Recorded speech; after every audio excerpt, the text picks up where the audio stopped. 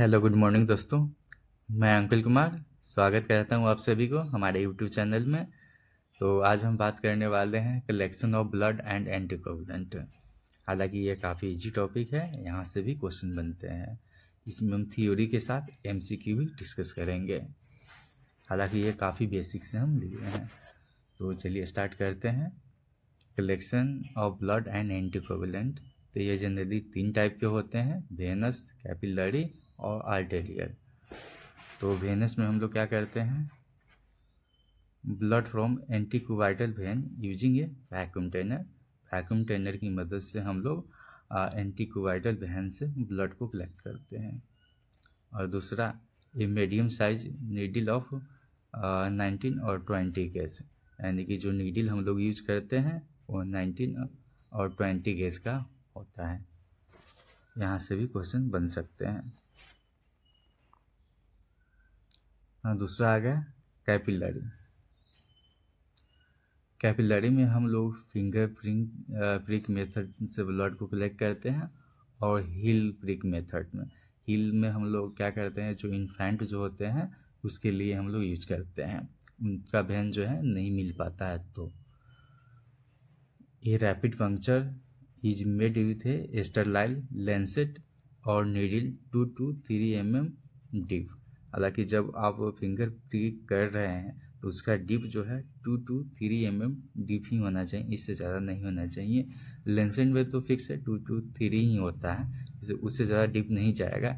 In case मतलब कि आप नीडल से कर रहे हैं तो ध्यान में रखिए 2 से 3 mm डीप ही होना चाहिए। पहला जो 2 ड्रॉप बनता है निकलता है उसे हम डिस्कार्ड कर देंगे, क्योंकि उसमें टिश्यू फ्लूइड होते हैं।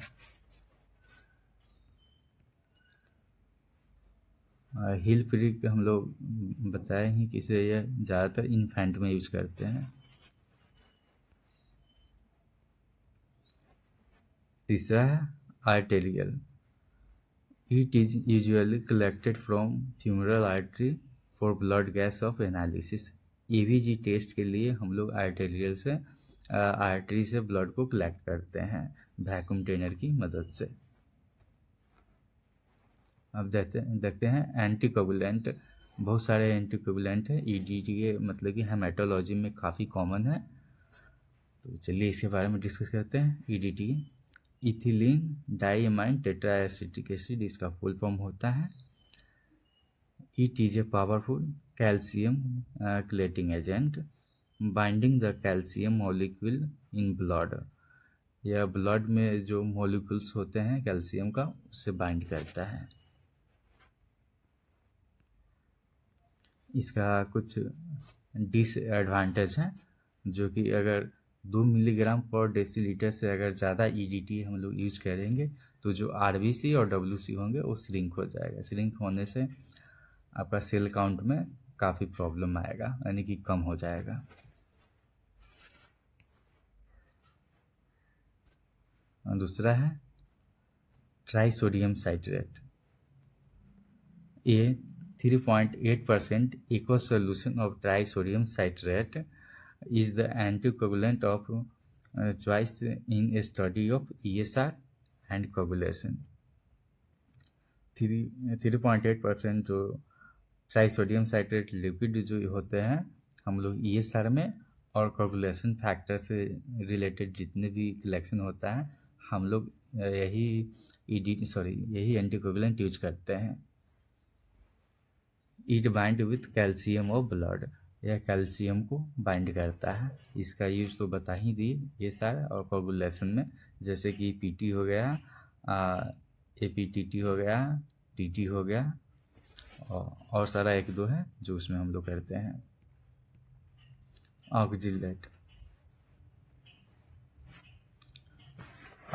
एक डबल ऑक्जिलेट होता है, पोटेशियम में सोडियम ऑक्जिलेट होते हैं। इसका यूज हम लोग पहले करते थे, यहाँ ध्यान पे रखिएगा, हेमोग्लोबिन एस्टिमेशन के लिए, टोटल ल्यूकोसाइट काउंट के लिए, पीसीवी के लिए पहले करते थे, अब नहीं करते। अब हम लोग ईपीटीए यूज करते हैं ज़्यादातर, तो इस बात को ध्यान में रखिएगा।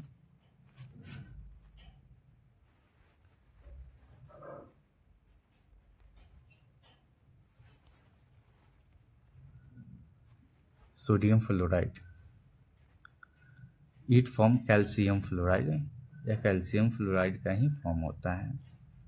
It is use in concentration of 30 milligram और 5 ml of blood.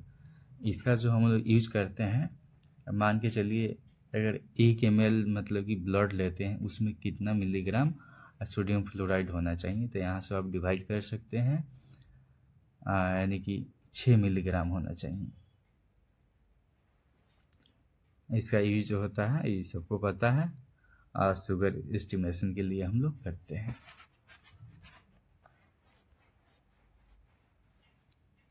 Heparin, it is a natural and universal anticoagulant. ये जो होता है नेचुरल और यूनिवर्सल होता है। इसका यूज ऑस्मोटिक फ्लैजिलिटी टेस्ट और आर्टेरियल ब्लड गैसेस के लिए हम लोग करते हैं।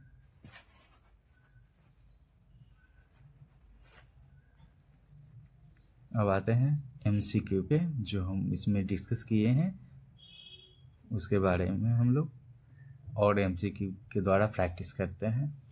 तो पहला क्वेश्चन है, EDTA prevent coagulation by binding. Option A potassium, option B calcium, option C sodium, option D lithium.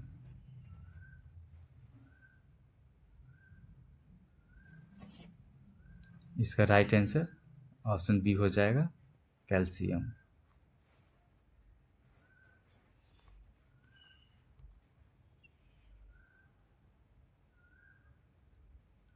Next question है,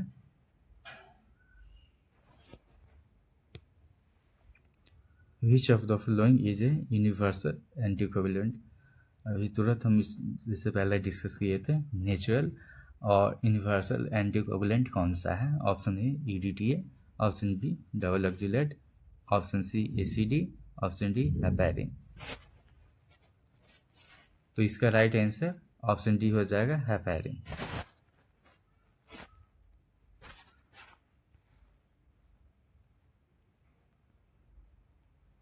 नेक्स्ट क्वेश्चन है, 0.4 milligram heparin use for. 0.4 milligram heparin कितने ml ब्लड के लिए हम लोग यूज करते हैं। तो 2 ml, 3 ml, 1 ml, 4 ml।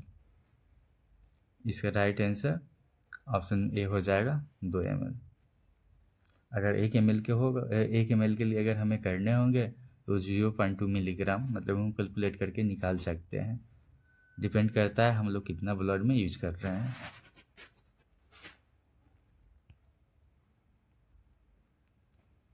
Next question है, heparin is used for the estimation of. Option A arterial blood gases, option B osmotic fragility test, option C both, option D none of this. इसका right answer option C हो जाएगा, arterial blood gases osmotic fragility test.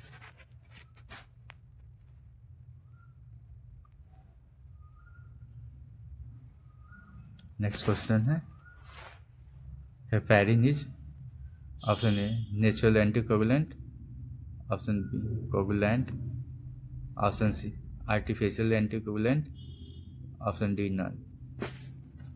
तो इसका right answer option ए हो जाएगा, natural anticoagulant.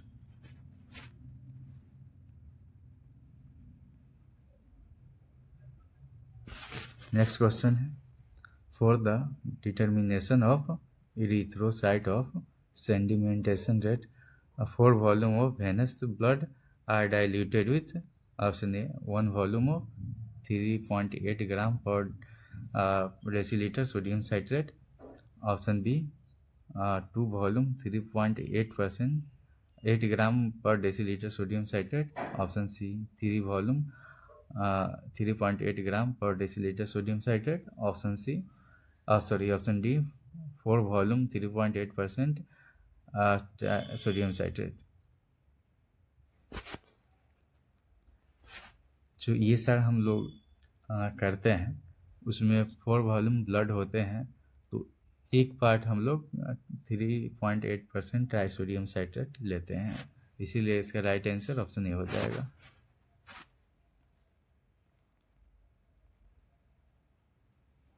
Next question है 3.8 gram for decilitre sodium citrate in ratio 1 part to 9 part of blood is used for option A PT, option B PTT, option C APTT, option D और। तो इसका right answer option D all हो जाएगा।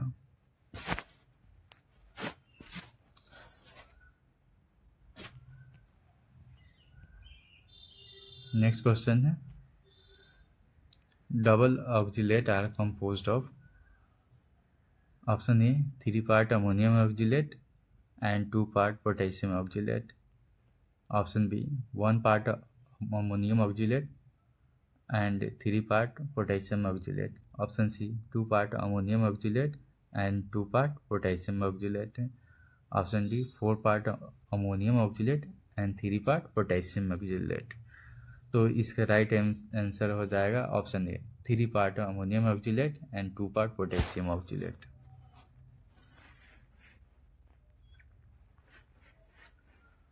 हालांकि इससे जितने भी important question बनता है वो हमने अच्छे से डिस्कस कर लिए हैं। तो चलिए आज के लिए इतना ही। Thank you.